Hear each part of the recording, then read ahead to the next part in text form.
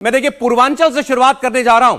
पूर्वांचल सबसे महत्वपूर्ण है इस पूरे उत्तर प्रदेश में, ये सब हम सब जानते हैं। और पूर्वांचल में 29 सीटें आती हैं। इसके अलावा जैसे हमने इनको डिवाइड किया है, पूर्वांचल में 29, अवध में 14, बुंदेलखंड में 4, मध्य यूपी और सेंट्रल यूपी में 14, रोहिलखंड में 11 सीटें और पश्चिमी यूपी में 8 सीटें। इस तरीके से आती रहेंगी। 5-5 करके सीटें आ रही हैं आपके सामने। तो आप देखिए ओपिनियन पोल खुल गया है और ये पूर्वांचल का ओपिनियन पोल है। बलिया, देवरिया, आजमगढ़, गोरखपुर और कुशीनगर, ये 5 सीटें हम सबसे पहले दिखा रहे हैं आपको ओपिनियन पोल में। इनमें से 4 आपको भगवा रंग में दिखाई दे रही हैं और 1 हरे रंग में। मतलब पूर्वांचल की इन पहली 5 सीटों में से 4 सीटें भारतीय जनता पार्टी जीत सकती है हमारे मुताबिक।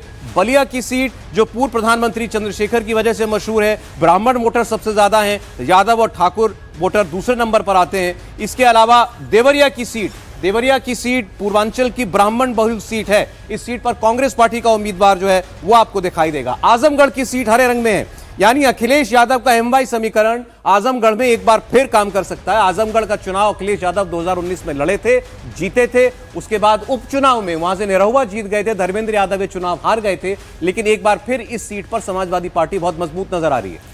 बिल्कुल। और देखिए अगली जो सीट है वो गोरखपुर की सीट है। और गोरखपुर की सीट के लिए तो आप इतना ही कह सकते हैं कि यहां तो मुख्यमंत्री योगी आदित्यनाथ जो हैं उनका ही नाम चलेगा। और सिर्फ गोरखपुर नहीं बल्कि इसके आसपास की जितनी भी सीटें हैं वहां उन्हीं का नाम जो है वो चुनाव को प्रभावित करता है। तो योगी आदित्यनाथ का ये पावर हाउस है। यहां जातीय समीकरण मायने नहीं रखता, यहां सिर्फ और सिर्फ योगी आदित्यनाथ मायने रखते हैं। और यहां पर भारतीय जनता पार्टी जो है वो एक बार फिर से बढ़त बनाएगी, यानी कि यहां पर एक बार फिर से सीट भारतीय जनता पार्टी के जो साथ है वो जाएगी। इसके अलावा कुशीनगर की अगर आप बात करेंगे तो यहां पर भी आपको भगवा रंग नजर आ रहा होगा, यानी कि बीजेपी यहां पर एक बार फिर से जीत का परचम लहरा सकती है। भगवान बुद्ध का निर्माण स्थल है। पूर्वांचल की एक और ब्राह्मण बाहुल्य सीट है कुशीनगर, और यहां पर भी बीजेपी जीत का परचम लहरा सकती है। पहली 5 सीटों में अब जरा हम कुछ इसमें से इंपॉर्टेंट सीटों की आगे बात करेंगे। पहले हर्षवर्धन जी, कोई आपको सरप्राइज इसमें दिखाई दे रहा है? 5 में कुछ चीजें बताना जरूरी है। इसमें एक बलिया को छोड़कर सारी सीटें 3 से 4 लाख मतों के अंतर से जीते हैं।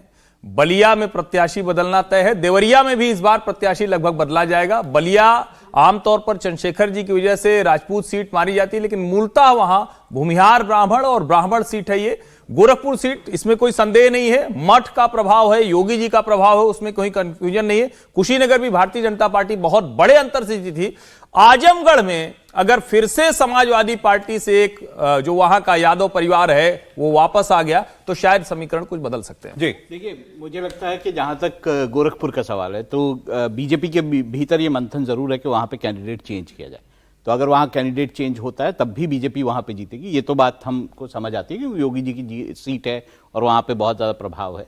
तो ये देखना होगा कि कौन कैंडिडेट वहां पे होता है। ये इंटरेस्टिंग बात है। जी देखिए, आजमगढ़ को लेकर मुझे लगता है कि वहां पर गुड्डू जमाली पिछली बार बसपा से खड़े हो गए थे चुनाव में, इसलिए वहां पे धर्मेंद्र यादव उपचुनाव में इस चक्कर में इस कारण धर्मेंद्र यादव को वहां हार का सामना करना पड़ा था। इस बार खबरें आ रही है कि गुड्डू जमाली समाजवादी पार्टी में जा रहे हैं और शायद समाजवादी पार्टी उन्हें लोकसभा चुनाव लड़ाएगी या विधान परिषद भेज सकती है। अगर गुड्डू जमाली समाजवादी पार्टी में चले जाते हैं तो मुझे लगता है कि आजमगढ़ सीट समाजवादी पार्टी के लिए एक स्ट्रांग बन सकती है और समाजवादी पार्टी से जीत सकती है। हर सर्वे में हम एक्चुअली सबसे कमेंट लेके फिर भावेश के पास आते हैं ताकि वो सबकी राय सुन लें और फिर बताएं। मैं संजय जी से लेकिन एक कमेंट उत्तर प्रदेश को लेकर के जरूर जानना चाहूंगा। सर, अगर 5 सीटें पहली 5 में स्कोर 5-4-1 दिखाई दे रहा है, यूपी को लेकर के आपकी रीडिंग क्या है? देखिए सौरभ, बार बार इस बात का जिक्र होता है, जब एक सिनेमा रिलीज होती है, जब पिक्चर रिलीज होती है तो एक ट्रेलर आता है और ट्रेलर देख के आपको समझ आने लगता है कि पिक्चर कैसी है। अभी 80 में से आपने 5 सीटों का एक ट्रेलर दिखाया और ट्रेलर देख के मुझे लग रहा है मूड बहुत साफ दिखाई पड़ रहा है कि मूड किस ओर जा रहा है। अभी भी 75 सीटों का जिक्र अभी आप करेंगे, लेकिन मैं अनुमान लगा सकता हूं कि जिस तरह का ट्रेलर है पूरी पिक्चर भी उसी तरह की दिखाई पड़ेगी। जी, और